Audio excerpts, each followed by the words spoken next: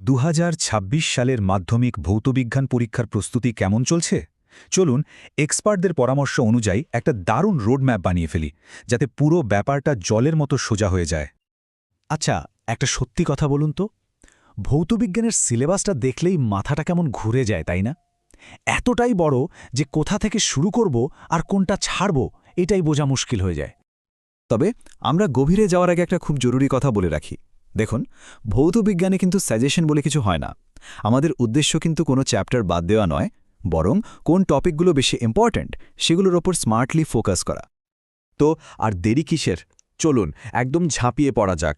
শুরু করছি প্রথম অধ্যায় দিয়ে। আর হ্যাঁ, এই চ্যাপ্টারটা কিন্তু খুব মন দিয়ে বুঝতে হবে, কারণ এটা পরের অনেকগুলো কনসেপ্টের ভিত করে দেবে।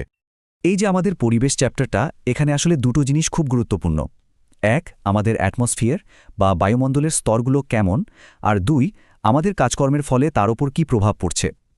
যেমন ধরুন, পরীক্ষায় প্রায়ই প্রশ্ন আসে অ্যাটমসফিয়ারের সবচেয়ে ঠান্ডা স্তর কোনটা, কিংবা স্থিতিশীল উন্নয়ন বলতে কী বোঝায়। এই কনসেপ্টগুলো কিন্তু একদম পরিষ্কার রাখতে হবে। শুধু কনসেপ্ট বুঝলেই হবে না, কিছু ডেটাও কিন্তু মনে রাখতে হবে।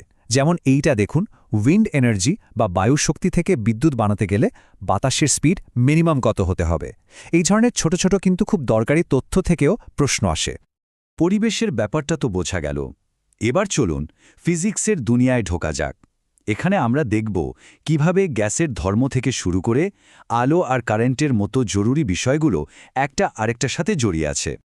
গ্যাসের আচরণ চ্যাপ্টারের একদম হার্ট যাকে বলে, সেটা হলো এই আদর্শ গ্যাস সমীকরণ PV=nRT। আর একটা কথা একদম মাথায় গেঁথে নিন, এই সমীকরণটার প্রতিষ্ঠা বা ডেরাইভেশন কিন্তু পরীক্ষার জন্য সুপার ডুপার ইম্পর্ট্যান্ট। ফিজিক্সের বাকি চ্যাপ্টারগুলোতেও দেখবেন একটা কমন প্যাটার্ন আছে।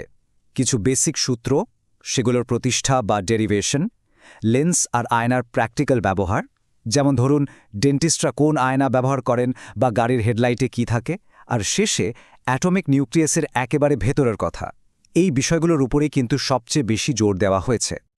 আচ্ছা, চলতড়িৎ পড়তে গিয়ে একটা জায়গায় কিন্তু প্রায় সবারই একটু কনফিউশন হয়।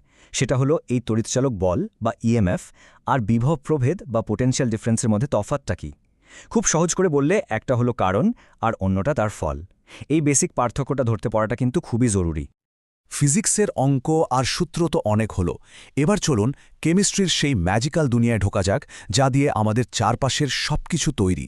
আমরা এখানে পিরিয়ডিক টেবিলের রহস্যভেদ করব, আর তারপর অর্গ্যানিক কেমিস্ট্রির দারুণ ইন্টারেস্টিং জগতে ঘুরে আসব। দেখুন, পিরিয়ডিক টেবিল মানে কিন্তু শুধু ছকটা মুখস্থ করা নয়, ওটা তো সবাই করে। আসল খেলাটা হলো এর কনসেপ্টগুলো অ্যাপ্লাই করা। পরীক্ষায় ঠিক এইভাবেই প্রশ্ন আসবে। ধরুন, 3টে এলিমেন্টের অ্যাটমিক নম্বর দিয়ে দিল, আর তারপর জিজ্ঞেস করল এদের মধ্যে কার ধাতব ধর্ম বেশি, বা এরা জুড়ে গেলে কি বন্ড তৈরি করবে। এই প্রেডিকশনগুলোই করতে পারতে হবে। কেমিক্যাল বন্ডিংয়ের ক্ষেত্রে আয়নিক আর কোভ্যালেন্ট কম্পাউন্ডের পার্থক্যটা কিন্তু একেবারে জলের মতো পরিষ্কার থাকা যায়। মানে একটাতে হয় ইলেকট্রনের আদান প্রদান আর অন্যটাতে হয় শেয়ারিং। আর এই একটা মাত্র পার্থক্যের জন্যই কিন্তু ওদের গলনাঙ্ক, স্ফুটনাঙ্ক থেকে শুরু করে কারেন্ট কন্ডাক্ট করার ক্ষমতা সবকিছু একদম আলাদা হয়ে যায়। এবার আসি ইন্ডাস্ট্রিয়াল কেমিস্ট্রিতে, মানে বড় বড় কারখানায় যে জরুরি কেমিক্যালগুলো তৈরি হয় তার পেছনের সায়েন্সটা কি।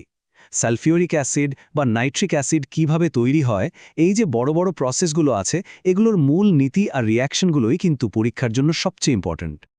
আর অর্গ্যানিক কেমিস্ট্রি মানে জৈব রসায়ন, এর যে এত বড় জগৎ, তার পেছনের আসল ম্যাজিকটা কি জানেন? একটাই শব্দ, ক্যাটিনেশন। এটা হলো কার্বনের একটা সুপার পাওয়ার। নিজের অ্যাটমের সাথেই জুড়ে গিয়ে লম্বা চেন বা রিং বানানোর এই অদ্ভুত ক্ষমতার জন্যই কিন্তু আমরা লাখ লাখ অর্গ্যানিক কম্পাউন্ড দেখতে পাই। থিওরি তো অনেক আলোচনা হলো, এবার একটু নিউমেরিক্যাল প্রবলেম বা অঙ্কের দিকে নজর দেয়া যাক। পরীক্ষার হলে যাতে সূত্র নিয়ে কোনো কনফিউশন না হয়, তাই চলুন সবচেয়ে দরকারি ফর্মুলাগুলো একবার এক ঝলকে দেখে নিই।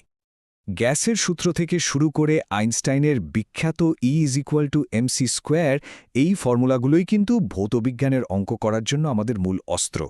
পরীক্ষার ঠিক আগে এই লিস্টটা একবার দেখে নিলে কিন্তু কনফিডেন্স লেভেলটাই অন্যরকম হয়ে যাবে, তাই না? তো আমরা মোটামুটি সব গুরুত্বপূর্ণ টপিকগুলো ছুঁয়ে গেলাম, কিন্তু শুধু জানলেই তো হবে না। পরীক্ষার হলে মাথা ঠান্ডা রেখে সবটা ঠিকঠাক লিখেও আসতে হবে। চলুন এবার তাহলে দেখে নিই শেষ মুহূর্তের স্ট্র্যাটেজিটা কি হওয়া উচিত। তাহলে ফাইনালি মূল কথাটা কি দাঁড়ালো? খুব সিম্পল। এই যে টপিকগুলো নিয়ে আমরা কথা বললাম, এগুলোকে ভাবুন আপনার প্রস্তুতির হাইলাইটার। সবার আগে এই হাইলাইট করা অংশগুলো ঝালিয়ে নিন। এগুলো হয়ে গেলে তারপর বাকি সিলেবাসটা দেখুন। দেখবেন প্রস্তুতিটা অনেক বেশি গোছানো আর মজবুত মনে হবে। শেষ করার আগে একটা প্রশ্ন সবার জন্য। এই পুরো গাইডটা দেখার পর একবার ভেবে দেখুন তো, নিজের প্রস্তুতির কোন জায়গাটাতে আর একটু বেশি ফোকাস করা দরকার। নিজের স্ট্রং এবং উইক পয়েন্টগুলো খুঁজে বের করতে পারাটাই কিন্তু ভালো রেজাল্টের প্রথম স্টেপ।